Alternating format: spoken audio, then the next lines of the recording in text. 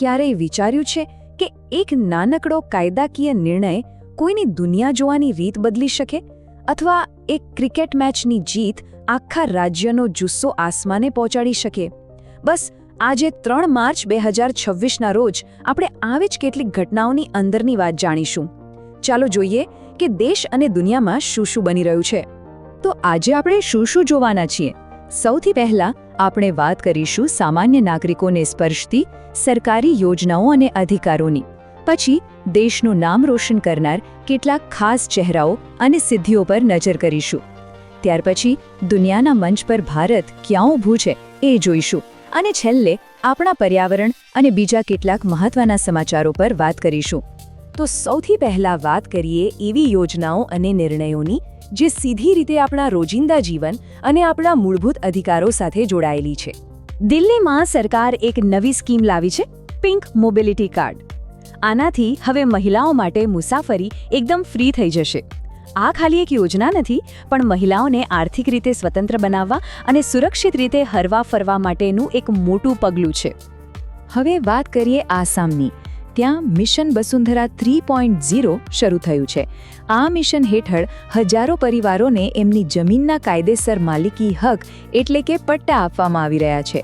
વિચારો, આનાથી વર્ષો જૂના જમીનના ઝઘડાઓ પૂરા થશે અને લોકોને એક સુરક્ષાની ભાવના મળશે. અને હા, એક બહુ જ મહત્વનો નિર્ણય આવ્યો છે સુપ્રીમ કોર્ટમાંથી. કોર્ટે ફરીથી સ્પષ્ટ કર્યું છે કે પાસપોર્ટ રાખવો અને વિદેશ પ્રવાસ કરવો એ આપણો મૂળભૂત અધિકાર છે. મતલબ કે આપણી અંગત સ્વતંત્રતા જે બંધારણના અનુચ્છેદ 21 હેઠળ આવે છે એમાં આ પણ સામેલ છે. આ નિર્ણય આપણી આઝાદીને વધુ મજબૂત બનાવે છે. ચાલો હવે વાત કરીએ એ લોકોની જેમણે પોતપોતાના ક્ષેત્રમાં કમાલ કરી છે. પછી ભલે કોઈ મોટી કંપની હોય કે પછી ક્રિકેટનું મેદાન, જોઈએ કે કોણે દેશને ગૌરવ અપાવ્યું છે. 2 મોટી નિમણૂકો થઈ છે અને બંને બતાવે છે કે ભારતીય ટેલેન્ટ ક્યાં પહોંચી રહ્યું છે. એક તરફ દીપક ગુપ્તાએ ગેલ ઇન્ડિયા જેવી સરકારી કંપનીના નવા CMD તરીકે ચાર્જ સંભાળ્યો છે, તો બીજી તરફ આખી દુનિયામાં જેની ચર્ચા છે એ OpenAI કંપનીના ચીફ પીપલ ઓફિસર બન્યા છે અરવિંદ કેસી. ખરેખર આ ગર્વની વાત છે. વાહ, ક્રિકેટના ઇતિહાસમાં એક નવો અધ્યાય લખાઈ ગયો છે. જમ્મુ અને કાશ્મીરે પહેલીવાર, જી હા, પહેલીવાર રણજી ટ્રોફી જીતી લીધી છે. આ માત્ર એક ટ્રોફી નથી, આ જીત છે ત્યાંના લોકોના સપનાઓની, સંઘર્ષની અને એમના અતૂટ જુસ્સાની. અને આ જીત કોઈ નાની સૂની ટીમ સામે નથી મળી. ફાઇનલમાં એમણે મજબૂત ગણાતી કર્ણાટકની ટીમને હરાવી છે. જમ્મુ અને કાશ્મીરના ખેલાડીઓએ જે પ્રદર્શન કર્યું છે તે આવનારી ઘણી પેઢીઓને પ્રેરણા આપશે. અને રમતગમતના સમાચાર અહીં પૂરા નથી થતા.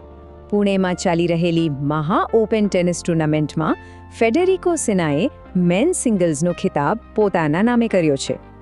તો દેશમાં તો આ બધું ચાલી રહ્યું છે, પણ દુનિયાના મંચ પર ભારતની શું ભૂમિકા છે? ચાલો હવે નજર કરીએ આંતરરાષ્ટ્રીય સંબંધો, સુરક્ષા અને મોટી ભાગીદારીઓ પર. ભારતની ઊર્જા સુરક્ષા માટે એક ખૂબ જ મોટો કરાર થયો છે. ભારતે કેનેડા સાથે $2.6 બિલિયન યુરેનિયમ સપ્લાયનો કરાર કર્યો છે. આ ડીલથી આપણા ન્યુક્લિયર પાવર પ્લાન્ટ્સને તો ફાયદો થશે જ, સાથે સાથે બંને દેશોના સંબંધો પણ વધુ મજબૂત બનશે. દિલ્હીમાં ફરી એકવાર દુનિયાભરના મોટા મોટા લીડર્સ અને વિચારકો ભેગા થવા જઈ રહ્યા છે. રાયસીના ડાયલોગ્સની આ 11મી આવૃત્તિ છે. આ એક એવું પ્લેટફોર્મ છે જ્યાં દુનિયાની મોટી સમસ્યાઓ પર ચર્ચા થાય છે અને ભવિષ્યની રણનીતિ ઘડાય છે. હવે આપણા પાડોશી દેશ પાકિસ્તાન તરફ નજર કરીએ. ત્યાં એક મોટું મિલિટરી ઓપરેશન શરૂ થયું છે, જેનું નામ છે ઓપરેશન ગઝબ લિલહક. આ ઓપરેશન પાકિસ્તાને અફઘાન તાલિબાન વિરુદ્ધ શરૂ કર્યું છે. આ વિસ્તારની શાંતિ માટે આ એક મહત્વપૂર્ણ ઘટના છે. હવે એક એવી જગ્યાની વાત જે ફરીથી સમાચારોમાં છે. ઇઝરાયેલનું હાઇફા પોર્ટ.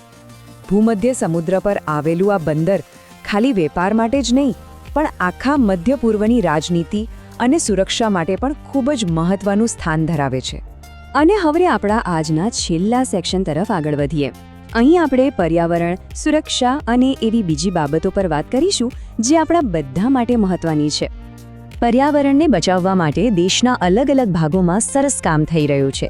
જેમ કે મધ્યપ્રદેશના કુન્નો નેશનલ પાર્કમાં નદીમાં ઘડિયાળ અને કાચબા છોડવામાં આવ્યા છે. તો બીજી તરફ આંધ્રપ્રદેશમાં આવેલું હોર્સલી હિલ્સ રિઝર્વ ફોરેસ્ટ પણ પર્યાવરણ સંરક્ષણનું એક મોટું ઉદાહરણ છે. આજકાલ આપણે બધા ઓનલાઈન રહીએ છીએ, પણ ત્યાં ખતરો પણ છે. આ જ સાયબર ક્રાઇમને રોકવા માટે તેલંગાણા પોલીસે ઓપરેશન ક્રેકડાઉન શરૂ કર્યું છે. આ ઓપરેશનનો હેતુ ઓનલાઈન ફ્રોડ કરનારાઓને પકડવાનો છે, જેથી આપણે સુરક્ષિત રીતે ઇન્ટરનેટ વાપરી શકીએ. અને છેલ્લે એક એવા સમાચાર જે સાંભળીને ગર્વ થશે. મંગલુરુ ઇન્ટરનેશનલ એરપોર્ટને દુનિયાના બેસ્ટ અરાઇવલ એરપોર્ટનો એવોર્ડ મળ્યો છે. મતલબ કે જ્યારે કોઈ પેસેન્જર ત્યાં પ્લેનમાંથી ઉતરે છે ત્યારે તેને જે અનુભવ મળે છે તે દુનિયામાં સર્વશ્રેષ્ઠ છે. તો જુઓ, આજે આપણે ક્યાંથી ક્યાં પહોંચ્યા.